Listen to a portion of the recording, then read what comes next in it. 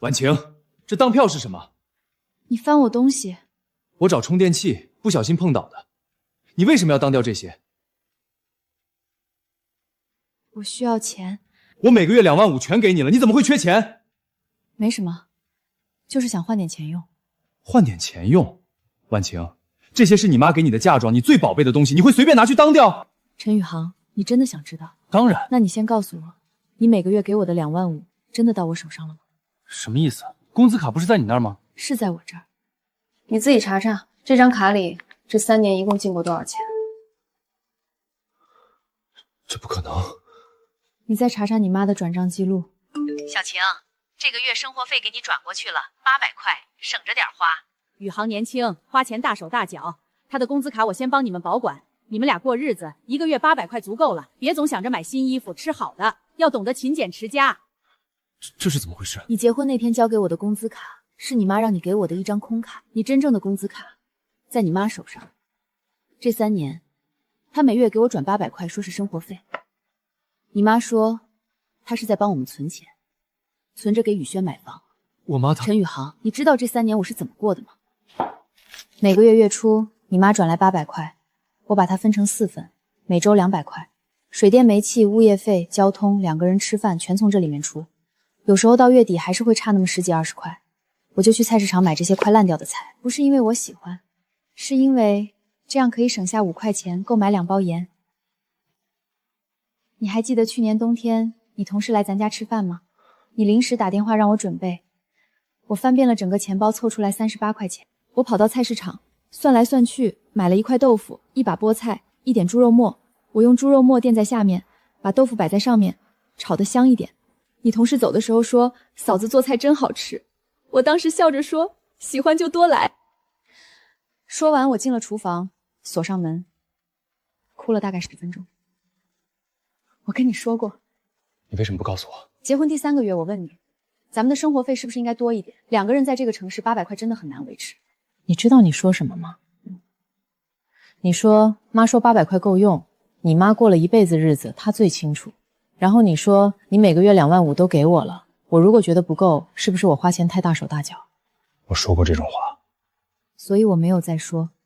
我一个人扛了3年，我当掉嫁妆是因为800块根本不够，房租4200，水电煤气加起来3、400，交通费2、300，剩下的钱连买菜都不够。我婚前存了7万块，这3年全贴进去，后来不够我就接私活，做 UI 设计，一单几百到1、2千。再后来私活也接不到了，我就把嫁妆当了。陈宇航，你每个月2万5的工资真的到我手上了吗？你给我了吗？我以为我是个好丈夫，我以为把工资卡交出去就是负责任，可我他妈连自己老婆这3年是怎么过的都不知道。对不起。你不用跟我说对不起。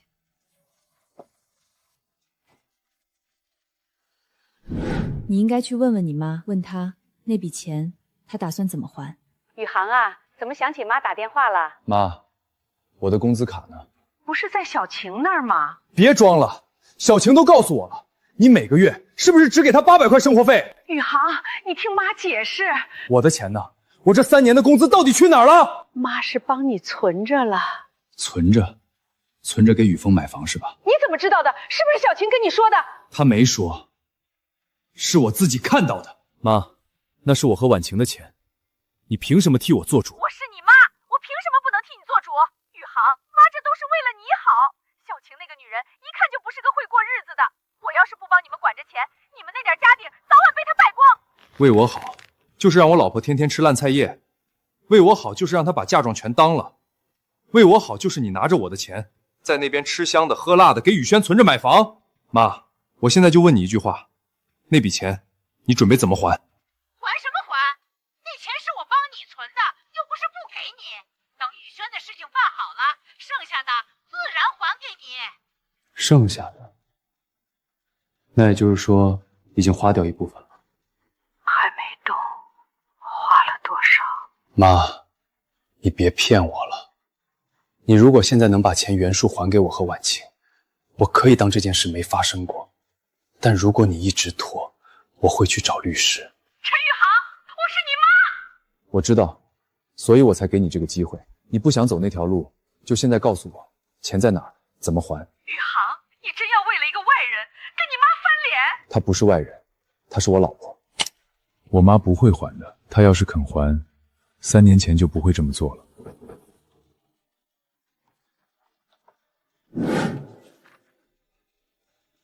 陈先生，从法律角度来讲，你母亲以欺骗手段掌控你的工资卡，并长期截留你的收入，这在法律上构成侵占。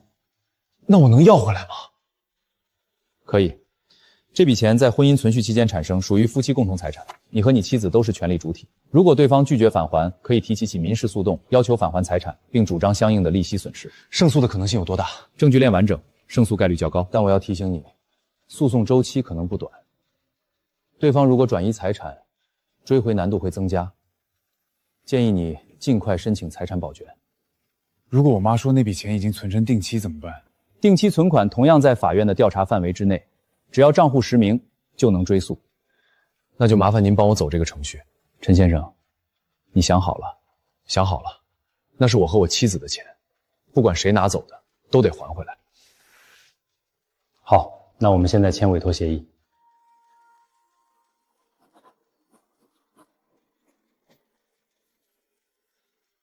从今天起，我和我妈就要对簿公堂了。回来了。婉晴，律师那边我去过了，我正式委托了，他们会启动财产保全程序。你保存那些截图流水记录，能发给我一份吗？要作为证据提交。好。好，发给你了。谢谢。陈宇航，你真的要告你妈？那是我们的钱，不管是谁拿走的，都得还回来。你想过后果吗？想过，但我更想过的是这3年你是怎么熬过来的。我想过，如果我再不做点什么，你会不会就这么一直忍下去？陈宇航，那天我说要离婚，你还记得吗？记得。那天晚上我是认真的，我真的想过离开这个家，不是因为恨你，是因为太累了。我不知道这样的日子什么时候是个头。婉晴，但我现在还没走，因为我想看看你到底会怎么做。我会把钱要回来，然后我会把这3年欠你的全部补回来。陈宇航，我不需要你补偿，我需要的是一个能看见我的人。这3年，你知道我最难过的是什么吗？不是没钱，不是吃烂菜叶，不是当掉嫁妆，是你从来没有看见过我。我每天穿着去年的旧衣服，你没看见；我买便利店的打折食品，你没看见；我瘦了10几斤，你也没看见。陈宇航，你知道有一次我在便利店门口吃泡面，你从对面的写字楼走出来吗？你和你同事有说有笑，走进旁边的餐厅，那家餐厅人均200，我坐在便利店门口看着你的背影，吃着3块钱的泡面。那一刻我在想，我们真的是夫妻吗？对不起，婉晴，我真的不知道。你不知道，是因为你从来没有想过要知道。你妈说800块够用，你就信了。你从来没有问过我够不够。你以为把工资卡交出去就是负责任了？你从来没有想过那张卡里到底有没有钱。陈宇航，婚姻不是把钱交出去就完了，婚姻是2个人一起生活，一起面对问题。可你呢？你把所有的信任都给了你妈，把所有的责任都推给了我。他说的对，我以为自己是个好丈夫，其实我什么都没做。陈宇航，你去告你妈，我支持你。但钱要回来之后呢？你能保证以后不会再发生这样的事吗？你能保证你妈不会再用别的方式控制我们的生活吗？你能保证你会站在我这边，而不是永远站在你妈那边吗？我能。婉晴，我知道我做的不够，但从今天开始我会改，我会把钱要回来，我会让我妈知道她不能再这样对你，我会让你过上正常的生活。陈宇航，我不需要你让我过上什么生活，我只需要你真正把我当成你的妻子，不是你妈眼里的外人，不是你家的保姆，不是一个可有可无的人。我是江婉晴，我是你的妻子。婉晴，别碰我。陈宇航，我现在还不想让你碰，等你真的做到了，我们再说。我一定会做到，不管付出什么代价。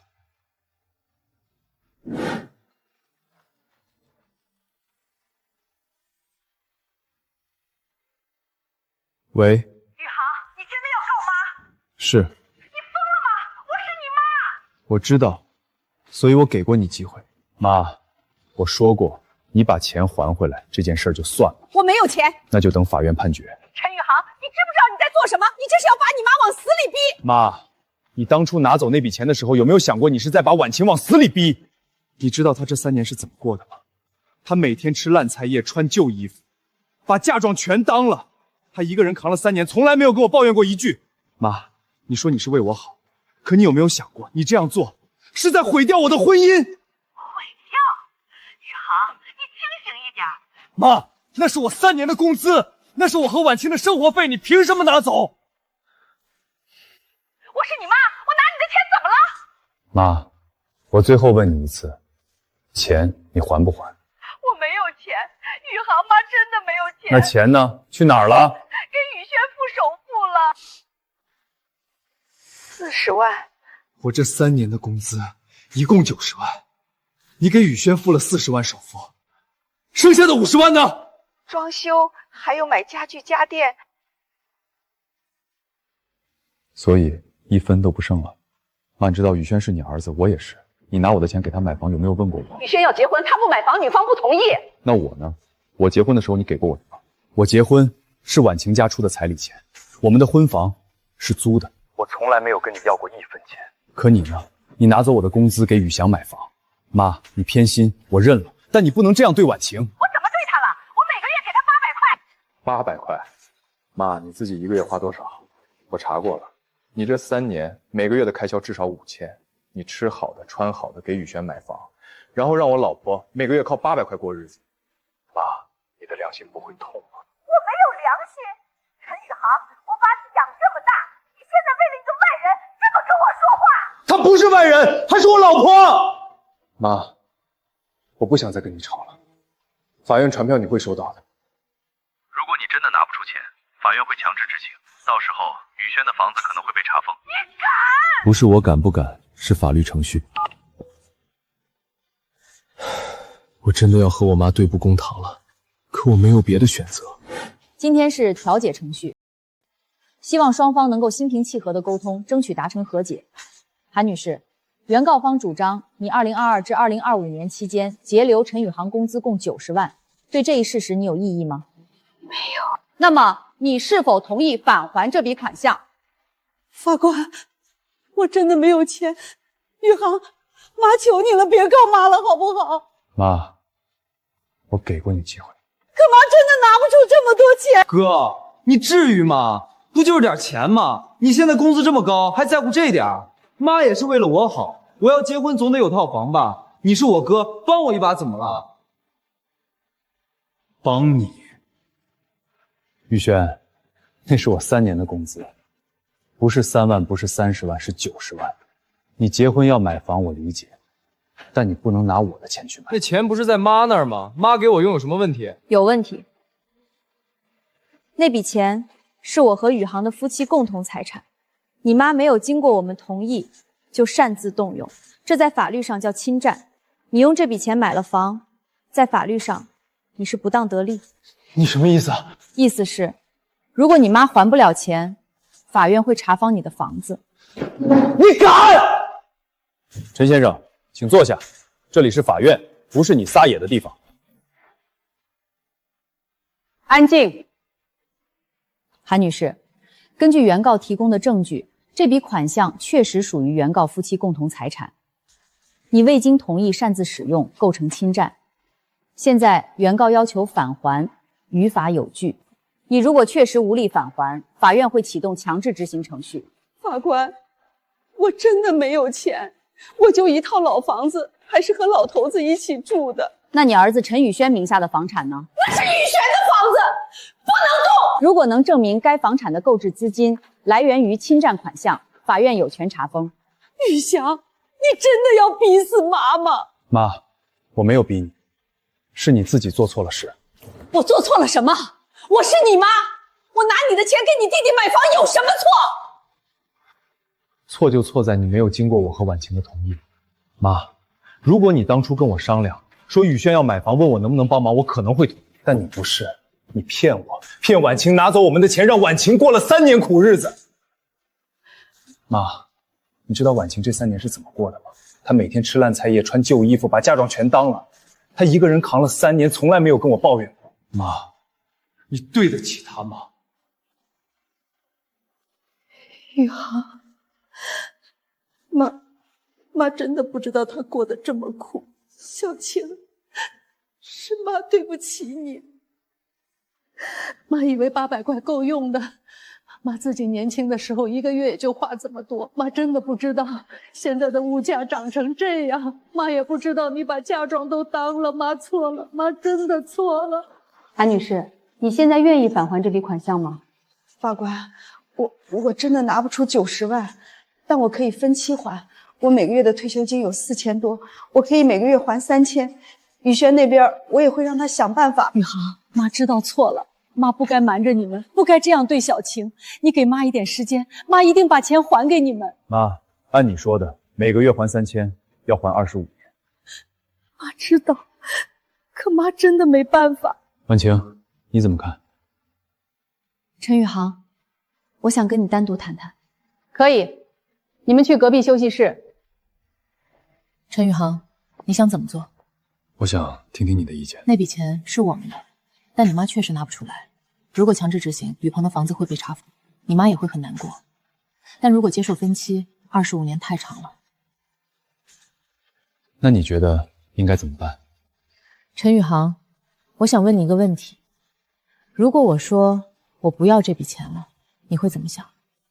婉晴，我不是说真的不要，我是想知道你会怎么想。你会觉得我很大度、很善良，然后继续让你妈这样对我吗？还是你会觉得我太软弱、好欺负，以后还可以这样？都不是。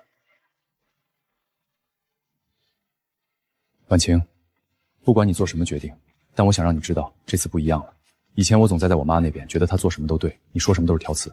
但现在我明白了，你不是挑刺，你是在争取你应得的尊重。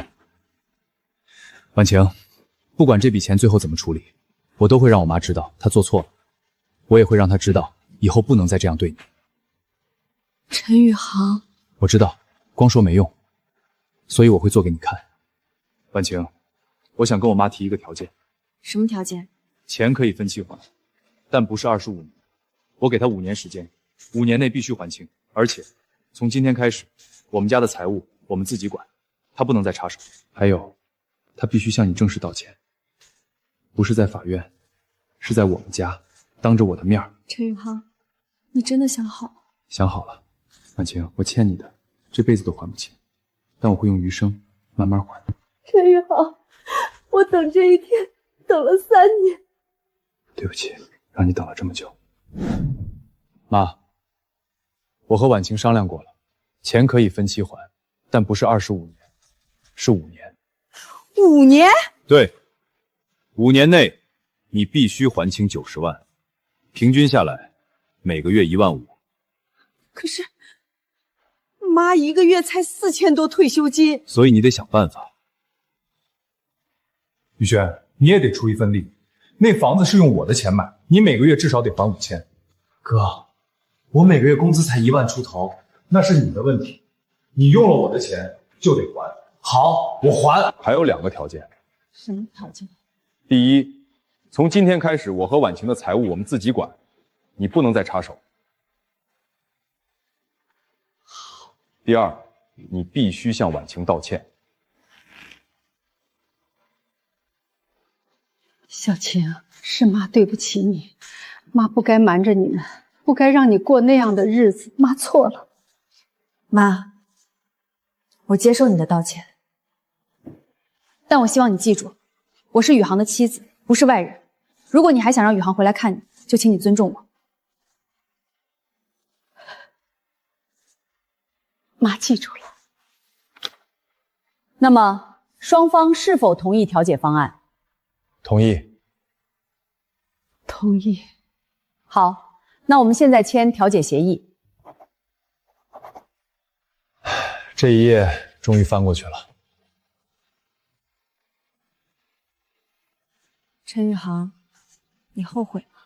不后悔，婉晴，我知道这样做可能会让我和我妈的关系变得紧张，但我不能再让你受委屈了。因为我早就知道，在他心里我就是个外人。但你站起来的那一刻，我突然觉得这3年的苦没有白受。陈宇航，谢谢你。婉晴，是我该谢谢你，谢谢你这3年没有放弃我。也许我们还有机会。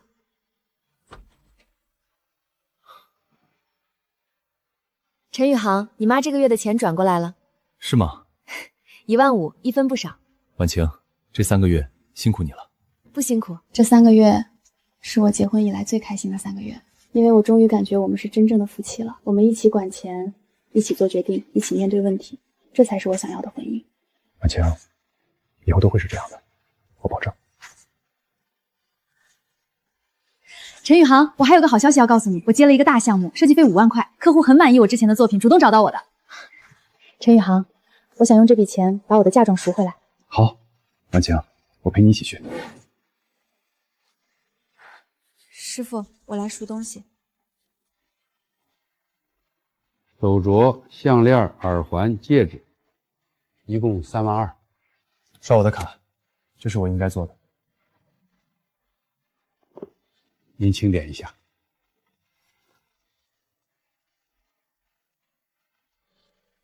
妈，我把他们赎回来了。以后再也不会让你当掉他们了。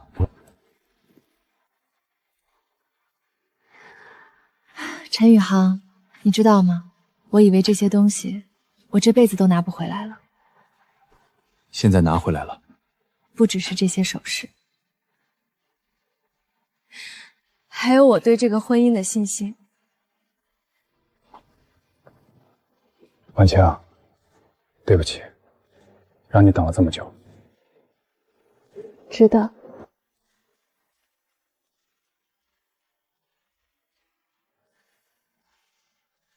那些当掉的嫁妆终于回来了，那些失去的尊严也终于找回来了。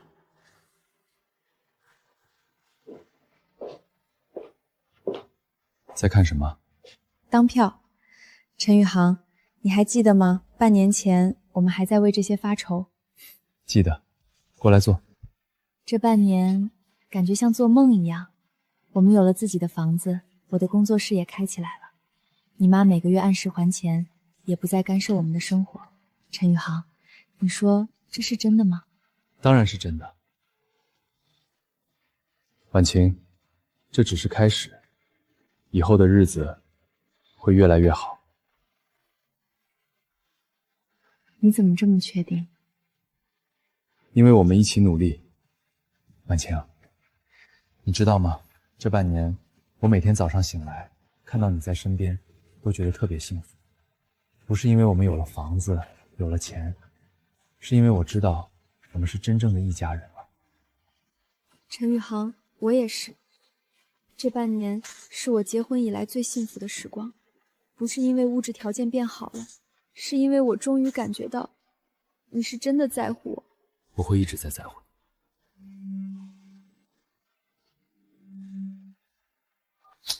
喂，妈。宇航，现在方便吗？妈想跟你说件事儿。什么事儿？妈想请你和小晴周末回来吃个饭。吃饭？妈想好好做顿饭给你们赔罪。宇航，妈知道这半年妈做的还不够，但妈是真的想改，妈想跟小晴好相处。妈，我问问婉晴。婉晴，我妈想请我们周末回去吃饭，你愿意去吗？她真的想改吗？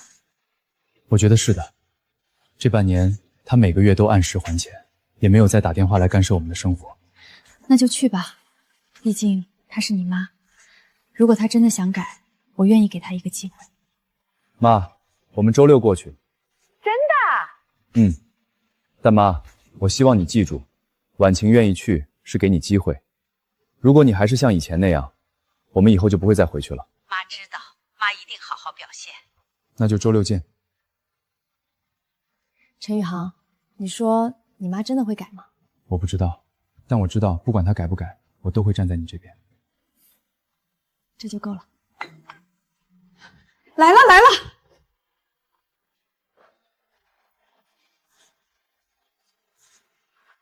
宇航，小晴，快进来！妈，哎，小晴，快坐，快坐，你们先坐会儿，菜马上就好。妈，我来帮你。哎呦，不用不用，你陪小晴坐着。小晴，喝点水。谢谢妈。小晴，妈想跟你说声对不起。这半年妈想了很多，以前是我做的不对，不该偏心宇轩，让你受委屈了。小晴，妈知道，说对不起可能已经晚了，但妈还是想说，妈真的错了。妈，过去的事儿我不想再提了，但我希望你记住，我是宇航的妻子，我们是一家人，不是外人。妈记住了。小晴，以后妈一定好好对你，妈保证再也不会让你受委屈了。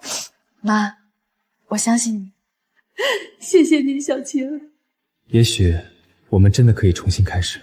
小晴，多吃点，这个糖醋排骨是妈特意做的，你尝尝。很好吃，妈。好吃就多吃点儿。宇航，你也多吃点。谢谢妈。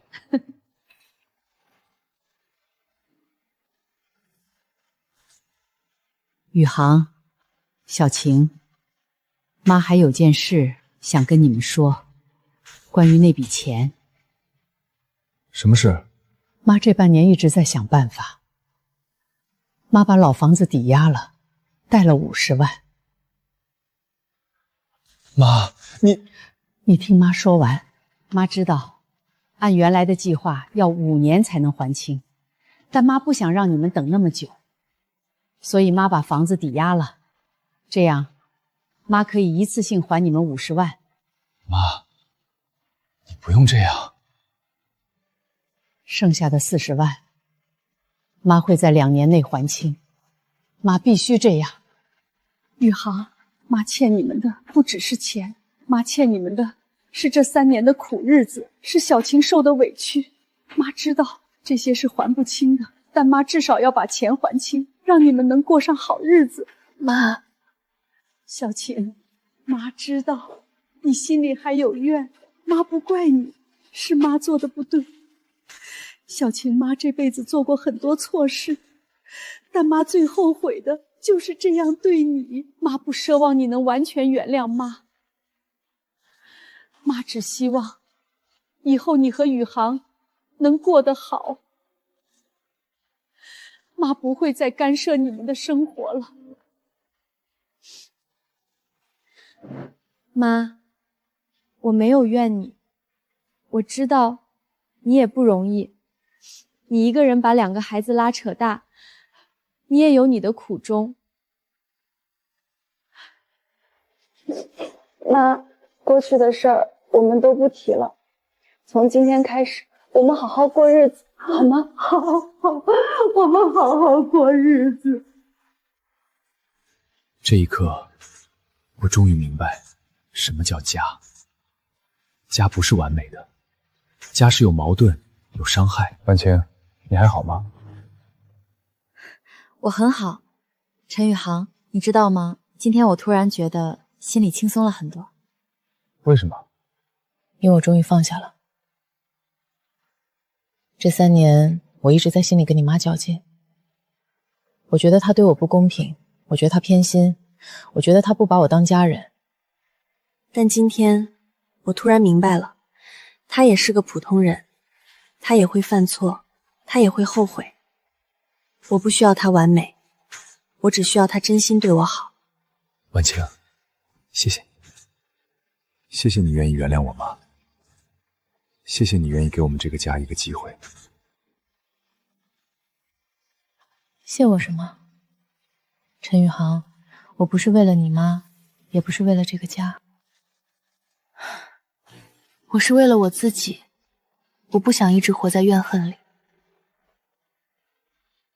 我想往前看，我想过得开心。我们会的。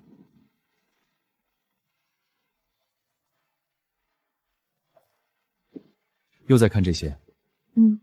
陈宇航，你还记得吗？2年前我们还在为这些发愁。记得，那时候我我们住在那个小出租屋里，每天为了钱发愁。是啊，那时候我真的以为我们的婚姻就要走到尽头了。但我们还是走过来了。是啊，我们走过来了。陈宇航，你知道吗？这2年是我这辈子最幸福的时光。为什么？因为我终于感觉到我们是真正的一家人了。我们一起努力，一起面对问题，一起成长。婉晴，我也是。婉晴，我有个好消息要告诉你。什么好消息？我妈今天把最后一笔钱还清了。真的？她说，她终于可以安心了。你妈，她真的做到了。是啊，婉晴，我妈还说她想请我们过年回去吃饭。她说，她想好好做顿年夜饭，一家人团团圆圆。好啊，我们回去吧。真的？陈宇航，你知道吗？这2年我一直在想一个问题。什么是家？以前我觉得家就是一个房子，一个温暖的地方，但现在我明白了，家不是房子，家是人。家是你，是我，是你妈，是所有爱我们的人。家不完美，家会有矛盾，会有伤害，但家最重要的是我们愿意在一起，愿意原谅，愿意重新开始。婉晴，谢谢你。谢我什么？谢谢你，让我明白了什么是家。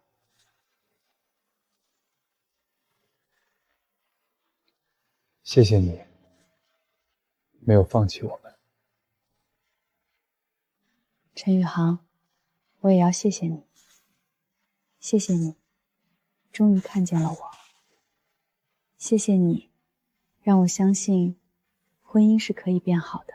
婚姻就像那些当掉又徐回的嫁妆，有时候会失去，会受伤，会失望，但只要你不放弃，只要你坚持，总有一天你会把失去的一切都找回来。而那时候你会发现，那些经历过的苦难都变成了你人生中最宝贵的财富。来了来了！哎呦，宇航、小晴，快进来！妈，新年快乐！这是我们给您买的新衣服，您试试喜不喜欢？哎呀，你们太破费了！小晴，快进来，外面冷。来，我们一起敬一杯。这1年，我们家经历了很多，有矛盾，有误会，也有伤害，但最重要的是，我们还在一起，我们还是一家人。妈在这里向宇航和小晴再说一声对不起，也谢谢你们，愿意原谅妈，愿意给妈机会。妈，过去的事儿我们都不提了，新的1年，我们好好过日子。好，好，我们好好过日子。哥，嫂子，我也要说声对不起。以前是我不懂事儿，总觉得哥哥帮我是应该的。现在我明白了，没有什么是应该的。哥，谢谢你，也谢嫂子愿意原谅我们。宇轩，我们是兄弟，来，为了我们这个家，干杯！以后好好过日子，好好对你女朋友。我会的，哥。干杯！这就是家的样子，不完美但真实，有过伤害但选择原谅，有过矛盾但依然在一起。陈宇航，你说我们以后会一直这样幸福吗？会的，婉晴，婉晴，我保证，以后不管发生什么，我都会站在你身边，我不会再让你一个人扛了。我相信你。陈宇航，你知道吗？这2年我最大的收获不是我们有了房子有了钱，那是什么？是我终于明白了什么是真正的婚姻。婚姻不是童话，不是王子和公主从此幸福的生活在一起。婚姻是2个不完美的人一起面对不完美的生活，会有矛盾，会有争吵，会有伤害，但只要我们愿意沟通，愿意改变，愿意为对方努力，我们就能一起走下去。婉晴，我爱你。我也爱你。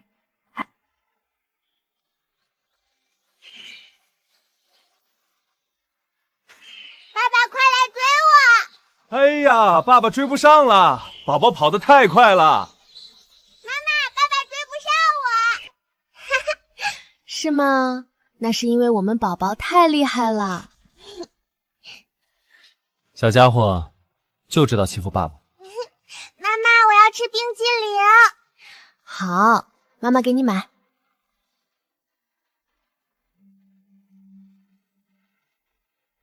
喂，妈，宇航，你们在哪儿呢？在公园，怎么了？妈炖了汤，你们晚上过来吃饭吧。妈好久没见孙女了，想她了。好，我们晚上过去。那妈再多做几个菜。对了，小晴最近工作忙不忙？别太累了。还好，她现在工作室走上正轨了，不用那么拼了。那就好，你也要多照顾她，别让她太辛苦。我知道，妈。那就这样，晚上见。好，晚上见。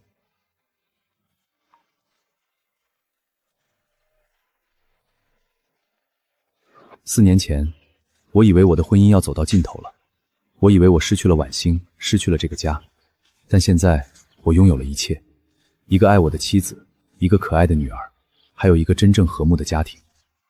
在想什么呢？在想，我怎么这么幸运？幸运什么？幸运遇到了你，幸运你没有放弃我。说什么呢？当着女儿的面。爸爸妈妈在说什么？爸爸在说，我们是世界上最幸福的一家人。对，我们最幸福。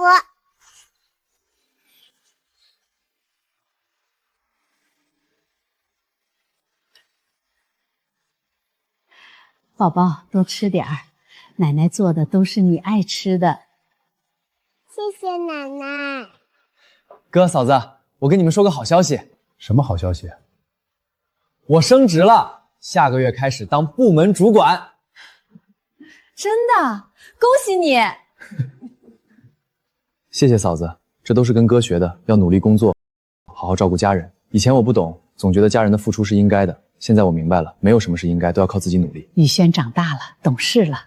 宇航，小晴，妈这辈子做过很多错事，但妈最庆幸的就是你们没有放弃这个家，是你们教会了妈什么是真正的家。妈，都过去了，现在我们不是过得很好吗？是啊，现在很好，一家人在一起就是最大的幸福。为了我们的家，干杯！干杯！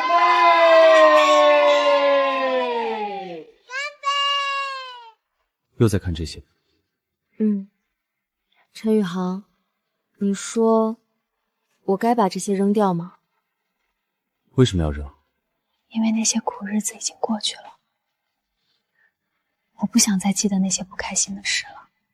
婉晴，这些不只是不开心的回忆，这些是我们一起走过的路，是我们从谷底爬起来的证明。婉晴，如果没有那些苦日子，我们不会懂得珍惜现在的幸福；如果没有那些矛盾，我们不会学会沟通和理解。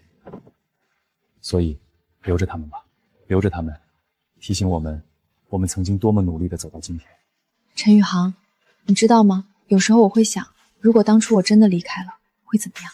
那我会追你回来，不管你走到哪里，我都会追你回来，因为你是我这辈子最重要的人。你这个人怎么越来越会说话了？跟你学的。婉晴，谢谢你，谢谢你当初没有真的离开，谢谢你愿意给我机会，让我成为一个更好的丈夫，更好的父亲。陈宇航，我也要谢谢你，谢谢你终于看见了我，谢谢你让我相信婚姻是可以变好的。有人说婚姻是爱情的坟墓，但我想说，婚姻不是坟墓，婚姻是一场修行。在这场修行里，我们会遇到很多困难，会受伤，会失望，会想要放弃。只要我们愿意为彼此努力，我们就能找到属于自己的幸福。在想什么？在想，我们真的很幸运。是啊，很幸运。婉晴，你知道吗？我现在每天早上醒来，第一件事就是感谢上天。感谢什么？感谢你还在我身边，感谢我们还在一起，感谢我们有了这么可爱的女儿，感谢我们一起走过了那些艰难的日子，最后还是在一起。我也是。陈宇航，你说我们会一直这样幸福下去吗？会的，因为我们已经学会了怎么去爱，怎么去珍惜，我们不会再犯以前的错误了。爸爸妈妈，快来看，我堆的城堡！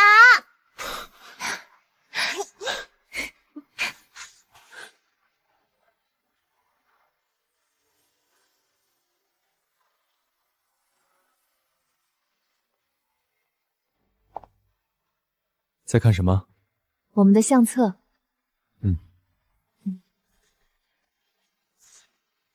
你看，那时候我们多年轻。是啊，一转眼都10几年了。陈宇航，你后悔吗？后悔什么？后悔娶了我。傻瓜，我怎么会后悔？娶你是我这辈子做过最正确的决定。可是我们也吵过架，也有过矛盾。那又怎么样？婉晴，没有哪对夫妻是不吵架的。重要的是吵完架之后我们还在一起，重要的是我们一起解决了问题，一起成长了。你说的对。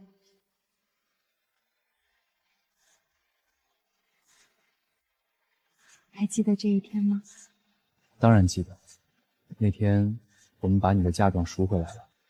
那天我觉得我们的婚姻也重新开始了。是啊，陈宇航，谢谢你。又说谢谢。因为我想说，谢谢你这10几年的陪伴，谢谢你让我相信婚姻是可以幸福的。婉晴，我也要谢谢你，谢谢你没有放弃我，谢谢你让我成为一个更好的人。爸爸妈妈，你们又在那里腻歪。宝贝，等你长大了就明白了。明白什么？明白什么是真正的爱情。真正的爱情不是风花雪月，不是海誓山盟，真正的爱情是2个人一起面对生活的琐碎，一起解决问题，一起成长。